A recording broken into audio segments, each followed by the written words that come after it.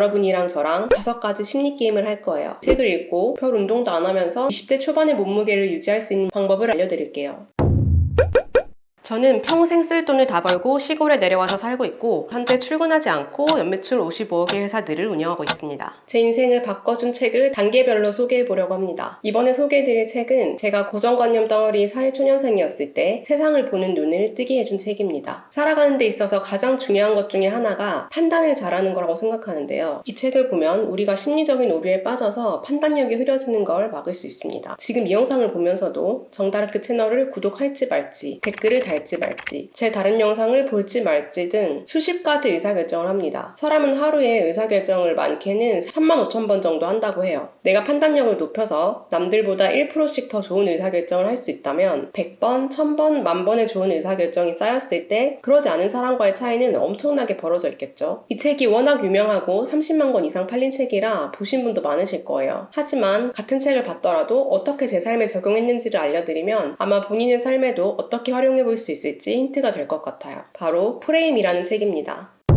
책의 맨 처음에 재밌는 얘기가 나오는데요. 핑크대왕 얘기예요. 핑크대왕은 핑크를 너무 좋아해서 백성들의 옷이나 나무, 동물까지 모든 걸 다 핑크로 칠해버리라고 명령을 내렸어요. 근데 한 가지, 하늘은 핑크로 바꿀 수가 없었어요. 그래서 핑크대왕은 자기 스승을 찾아가고 그 스승이 고민 끝에 방법을 찾습니다. 바로 핑크대왕에게 핑크색 안경을 씌우는 거였어요. 이 핑크대왕은 핑크색 안경을 끼고 세상을 핑크로 보면서 행복하게 살았다는 얘기예요. 이것처럼 우리도 우리만의 안경을 끼고 세상을 보고 있어요. 실제로는 다양한 색으로 이루어진 이 세상이 내가 어떤 안경을 끼냐에 따라서 핑크빛으로도 보일 거고 시커먼 색으로도 보일 거예요. 이 안경의 재료는 내가 보고 들은 것들이에요. 사람은 자신이 경험했던 걸 기준으로 평가를 하고 원인을 추측하고 판단하게 돼요. 저도 어렸을 때는 TV에서 손님들이 막 줄을 서는데도 재료가 딱 떨어지면 문을 닫거나 일주일에 3일만 문을 여는 식당들이 도저히 이해가 안 갔어요. 24시간 돌리면 돈을 엄청 벌 텐데 왜? 저는 그 식당 주인이 돼본 적이 없기 때문에 어린 제 기준에는 돈을 많이 버는 게 무조건 좋은 거 아닌가? 라는 생각이 들었거든요. 저한테도 한 번씩 돈을 벌 만큼 벌었다면서 유튜브 왜 하냐? 돈이 없으니까 유튜브로 돈을 벌려는 거 아니냐? 라는 댓글이 달려요. 돈이 많은 사람은 유튜브를 안 할 것이다. 라는 안경을 끼고 저를 보고 있는 거죠. 메슬로우의 인간욕구 5단계 이론이라고 아실 거예요. 가장 낮은 단계인 생존의 욕구가 채워지면 사람은 다른 욕구가 생기게 됩니다. 의식주를 해결하고 나면 좀 더 편하게 좋은 환경에서 건강하게 살고 싶어지고 그 단계를 지나면 명예나 지위욕이 생기고 인정받고 자아를 실현하고 싶은 욕구가 생깁니다. 참고로 제가 유튜브를 하는 이유는 자판기를 하나 더 만들어서 돈을 벌기 위해서 하는 건 맞습니다. 하지만 돈 이외에도 다른 기회가 많이 생기고 저에게 도움이 된다는 걸 알고 있기 때문에 하는 거예요.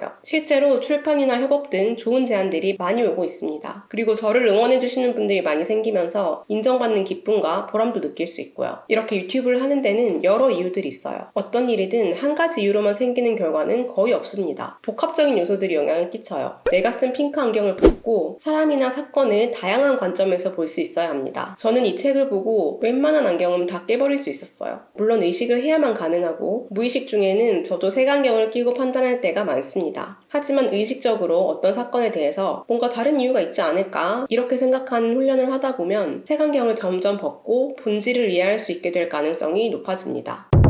지금부터 여러분이랑 저랑 5가지 심리게임을 할 거예요. 이 게임을 통해서 본인이 얼마나 프레임에 영향을 받고 있었는지를 깨닫게 되실 거예요. 난 안 당할 거야 라고 생각하지 말고 자연스럽게 떠오르는 대로 한번 대답해보세요.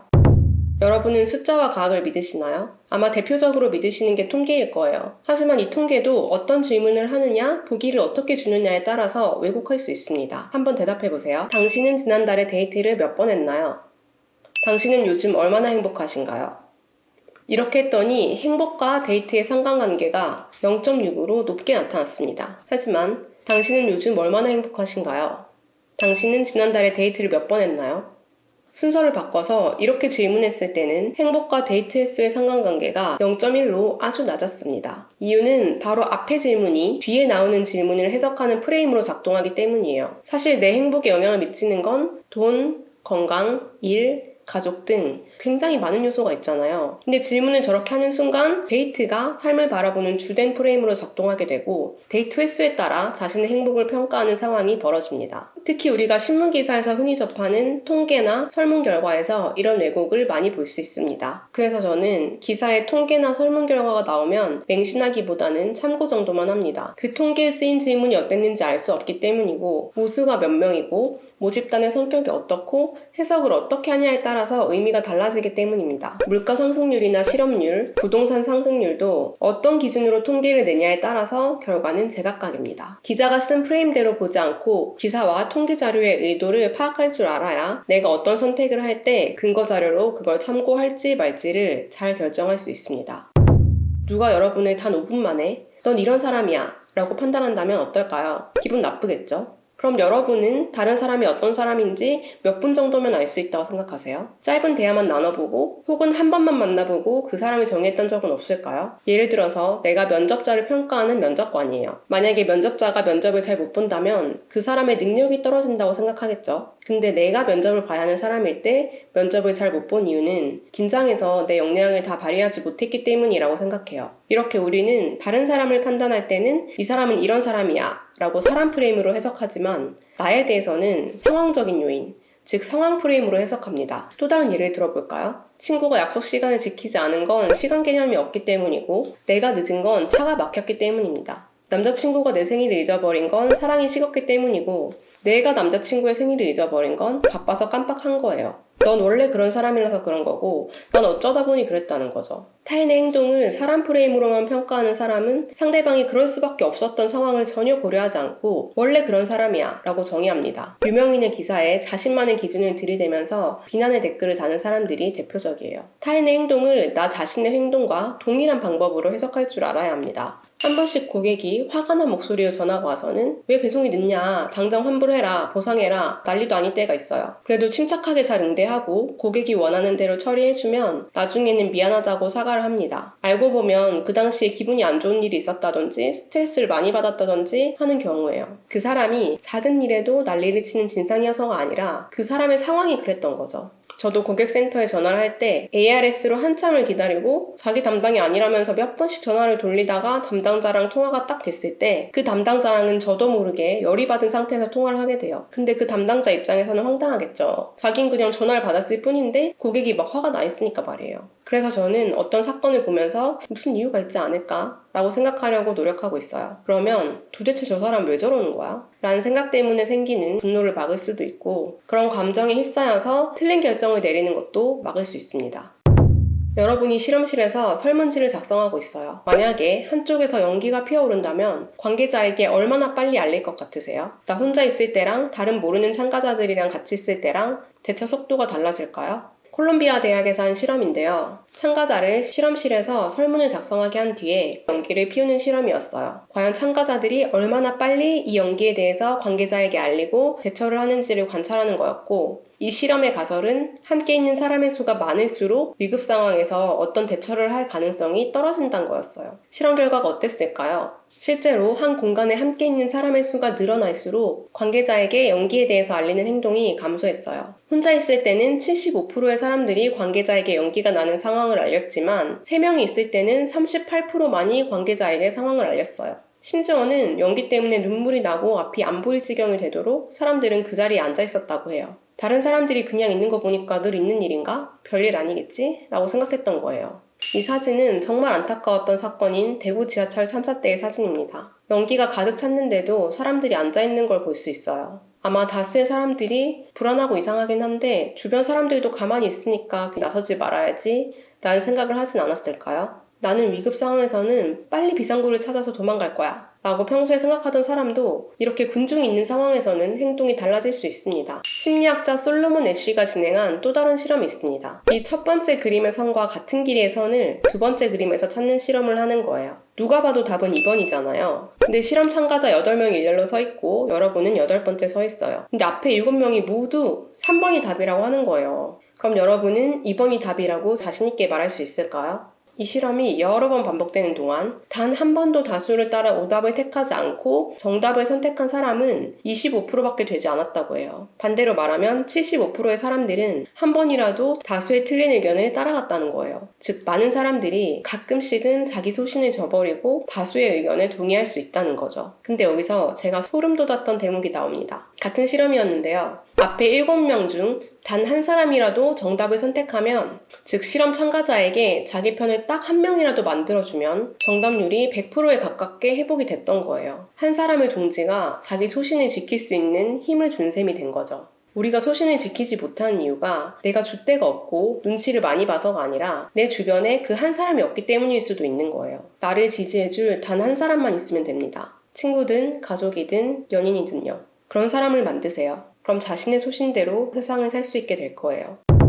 이 게임은 최후 통첩 게임입니다. 저에게 10,000원이 있어요. 저는 이 10,000원을 어떻게 나눌 건지 결정하는 분배자입니다. 여러분에게 제가 얼마씩 나누자고 얘기하면 여러분은 받아들일지 말지 결정하면 됩니다. 제안을 받아들이거나 거절할 수 있고, 거절하면 둘 다 한 푼도 갖지 못하게 됩니다. 만약에 제가 9,900원을 갖고 여러분에게는 100원을 주겠다고 결정하면 받아들이실 건가요? 합리적으로 판단한다면 0원을 갖는 것보다 100원을 갖는 게 이득이기 때문에 받아들여야 합니다. 근데 이게 불공평한 제안이라는 생각이 들면 차라리 내가 돈을 하나도 못 받게 되더라도 제안을 거부하기도 합니다. 내 작은 이득보다 남이 더 이득을 보는 게 왠지 모르게 부당하고 억울하게 느껴지는 거예요. 이게 평소에 정말 범하기 쉬운 오류인데요. 남이 얻는 이익이 크든 말든 내가 가질 수 있는 이익에 집중해야 합니다. 부자 증세나 기업 증세를 한다고 했을 때 단순히 쟤네는 돈을 많이 벌었으니까 세금을 더 내도 돼 라는 관점으로 볼 게 아니라 이게 어떤 나비 효과를 가져와서 나에게 과연 이득이 될 건지 손해가 될 건지를 판단할 줄 알아야 합니다. 이 책에서 이 예시를 언급하는 의도는 약간 다르지만 방금 제가 말한 관점을 가지는 건 정말 중요합니다. 다시 책으로 돌아가서 이 돈을 분배하는 게임의 이름을 월스트리트 게임이라고 지으면 분배자가 본인한테 더 유리하게 분배를 하고, 커뮤니티 게임이라고 지으면 훨씬 더 공평한 분배를 한다고 해요. 이름이 프레임을 만들어주기 때문이에요. 근데 더 재밌는 건 꼭 이름이 아니라 비즈니스에 관련된 서류, 가방, 넥타이, 만년필 등 이런 물건만 보여줘도 무의식적으로 경쟁 프레임을 갖게 돼서 자기 이익을 극대화하는 분배를 한다고 해요. 내 주변에 있는 물건들이 무의식 중에 내 행동을 좌우하는 프레임을 만들고 있는 거예요. 이걸 깨닫고 나면 나를 어떤 환경에 둘 것인지에 대해서 생각해 볼 수 있겠죠. 방이 책으로 둘러싸여 있는 사람과 술병으로 둘러싸여 있는 사람의 사고방식은 완전히 다를 거예요. 나에게 안 좋은 프레임을 끼치는 물건들을 정리하고 내가 원하는 방향으로 세팅하세요. 또 하나. 물건을 살 사람에게 신용카드 그림만 보여줘도 지불할 의사가 있는 금액이 높아진다고 해요. 그래서 저는 자사물 상품 판매가 옆에 신용카드 아이콘과 함께 무이자 할부 내용을 넣어놨습니다. 스마트 스토어를 하고 계신다면 상세 페이지에도 적용해 볼 수 있겠죠. 깊게 생각하지 말고 딱 떠오르는 대로 한번 선택해보세요. 여러분에게 100만원이 있어요. 만약에 A를 선택하면 50만원을 무조건 받고, B를 선택하면 동전이 던져서 앞면이 나오면 100만원을 받고 뒷면이 나오면 한 푼도 못 받습니다. 어떤 걸 선택하실 건가요? 잘 기억해 놓으세요. 다음 질문은 여러분에게 200만원이 있어요. A를 선택하면 50만원을 무조건 내놔야 하고, B를 선택하면 동전을 던져서 앞면이 나오면 100만원을 내놓고 뒷면이 나오면 안 내도 됩니다. 어떤 걸 선택하시겠어요? 첫 번째는 A를, 두 번째는 B를 선택하시지 않았나요? 근데 이 게임의 최종 결과는 같다는 거 혹시 눈치채셨나요? 내 시작이 100만원이든 200만원이든 A를 택하면 내 최종 결과는 150만원이 되고, B를 택하면 50%의 확률로 150만원이 돼요. 근데 첫 번째는 내가 이득이 생기는 이득 프레임의 관점이고, 두 번째는 손실이 생기는 손실 프레임의 관점이에요. 사람은 이득 프레임일 때는 안전하고 보수적인 선택을 하고, 손실 프레임일 때는 모험을 선택하는 경향을 보인다고 해요. 어떻게든 손실을 피하고 싶은 거죠. 전 그런 실수를 하지 않으려고 노력하는데요. 작은 손해를 보기 싫어서 고객과 실랑이 하는 것도 예가 될 수 있겠죠. 고객이 잘못 사용해서 파손된 것처럼 고객과 실이 확실할 때는 사실 어쩔 수 없지만, 애초에 상품이 불량이었는지 쓰다가 불량이 생긴 건지 책임 소재가 불분명할 때는 회사의 책임으로 생각하고 처리를 해주면 몇만 원 정도의 확정된 손해만 보면 됩니다. 근데 그게 아까워서 신랑이 하다 보면 응대하느라 수십 분에서 몇 시간씩 쓰고 그날은 하루 종일 기분이 안 좋아서 일도 손에 안 잡히고 고객이 여기저기 악성 리뷰를 남기면 그걸 해결하는데 또 돈과 시간을 써야 할 거예요. 머리 끝까지 화가 난 고객은 무슨 일이든 할 수 있습니다. 회사에 어떤 손해가 발생할지 측정할 수가 없는 리스크예요. 그냥 확정된 손해를 보는 게 낫습니다. 마지막으로 제가 별 운동도 안 하면서 20대 초반의 몸무게를 유지할 수 있는 방법을 알려드릴게요. 바로 밥을 밥만 먹기 때문입니다. 그게 프레임이랑 무슨 상관이냐고요? 식사량을 결정하는 건 식욕이 아니라 그릇의 크기란 연구 결과가 있습니다. 그릇의 크기가 프레임으로 작동하기 때문이에요. 사람은 그릇이 크든 적든 주어진 한 그릇의 양을 표준으로 생각하는 경향이 있어요. 큰 그릇에 한 그릇이 나오면 음식의 양이 많더라도 먹다 보면 다 먹게 되고, 그릇이 작아서 조금밖에 못 먹었더라도 두 그릇을 먹는다는 게 왠지 가식하는 것 같아서 더 안 먹게 돼요. 저는 이 책을 읽고 바로 제 밥그릇을 작은 그릇으로 바꿨습니다. 그랬더니 자연스럽게 위가 작아져서 힘들게 식욕을 절제할 필요 없이 배가 빨리 차게 됐어요. 남편도 지금은 저와 같은 밥그릇을 쓰고 있고 마찬가지로 20대 때 몸무게를 유지하고 있습니다. 간단한 원리지만 효과는 정말 크죠. 이 책은 읽기만 할 게 아니라 꼭 삶에 적용해보셔야 해요. 아까 밥그릇이나 신용카드 이미지처럼 바로 적용할 수 있는 게 있고, 사람 프레임보다 상황 프레임으로 사건을 바라보는 거나 군중의 시선을 의식하지 않고 판단을 내리는 건 꾸준한 훈련이 필요해요. 하지만 이 훈련을 꾸준히 하다 보면 판단력이 점점 높아질 거고, 그 판단의 결과들이 쌓이면 결국 성공의 길로 가게 될 거예요. 원래는 멤버십 분들에게만 이벤트를 하려고 했었는데 너무 좋은 책이라 한 번이라도 더 보셨으면 하는 마음에 시청자분들께도 이벤트를 하려고 합니다. 오늘 영상의 어떤 부분이 나의 프레임을 깨주었는지와 메일 주소를 댓글로 적어주시면 10분을 뽑아서 제 사비로 책을 보내드리겠습니다. 마감은 일요일 밤 12시입니다. 보통 댓글이 첫날에 100개 정도 달리니까 당첨 확률이 10%가 넘어요. 꽤 높죠? 프레임 깨는 훈련도 해보시고 책도 꼭 받아가시길 바랄게요.